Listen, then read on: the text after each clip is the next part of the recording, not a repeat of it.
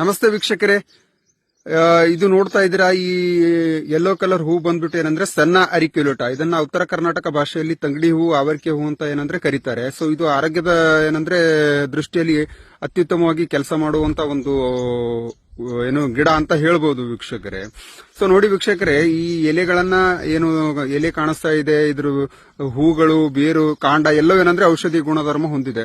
So ಯಾರಿಗಾದ್ರೂ ಮಧುಮೇಹ ಜಾಸ್ತಿ ಸಮಸ್ಯೆ ಇದ್ರೆ ಅಂತವ್ರು ಏನ್ ಮಾಡ್ಬೇಕಂದ್ರೆ ಈ ಹೂಗಳನ್ನ ತಂದು ಚೆನ್ನಾಗಿ ನೆರಳಲ್ಲಿ ಒಣಗಿಸಿ ಏನಂದ್ರೆ ಅದನ್ನ ಕಷಾಯ ಮಾಡಿ ಕುಡಿಯೋದ್ರಿಂದ ಅವ್ರ ಶುಗರ್ ಎಷ್ಟೇ ಇರಲಿ, ಶುಗರ್ ಇಮ್ಮಿಡಿಯೇಟ್ ಏನಂದ್ರೆ ಡೌನ್ ಆಗುತ್ತೆ. ಜೊತೆಗೆ ಏನಂದ್ರೆ ದೇಹ ಹೀಟ್ ಆಗಿ, ಬಾಡಿ ಹೀಟ್ ಆಗಿ ಏನಂದ್ರೆ ಕೈಕಾಲು ಉರಿ ಆಗುವಂತದ್ದು, ಈ ತರದ ಅಂಗಾಲು ಉರಿ, ಈ ತರದ ಏನಾದ್ರೂ ಸಮಸ್ಯೆ ಇದ್ರೆ ಅವಾಗ್ಲೂ ಈ ಕಷಾಯ ಮಾಡಿ ಕುಡಿಬಹುದು.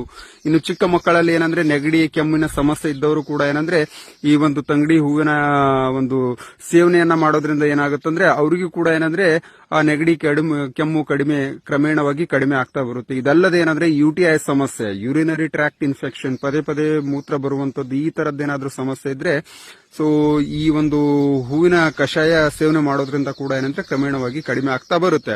ಸೊ ನಿಮ್ಗೇನಾದ್ರೂ ಹೆಚ್ಚಿನ ಮಾಹಿತಿ ಬೇಕಾದ್ರೆ ಹತ್ತಿರದ ವೈದ್ಯರನ್ನ ಸಂಪರ್ಕ ಮಾಡಿ. ಅವರು ಏನಂದ್ರೆ ಒಂದು ಸಜೆಷನ್ ಮೇರೆಗೆ ಇದರ ಇನ್ನೂ ಹಲವಾರು ಪ್ರಿಪರೇಷನ್ಗಳಿವೆ, ಅವುಗಳನ್ನ ನೀವು ಏನಂದ್ರೆ ಅವರ ಸಂದರ್ಶನ ಮುಖಾಂತರ ಕಂಡುಕೊಂಡು ಏನಂದ್ರೆ ಅದಕ್ಕೆ ಪರಿಹಾರ ಕಂಡುಕೊಳ್ಬಹುದು. Thank you.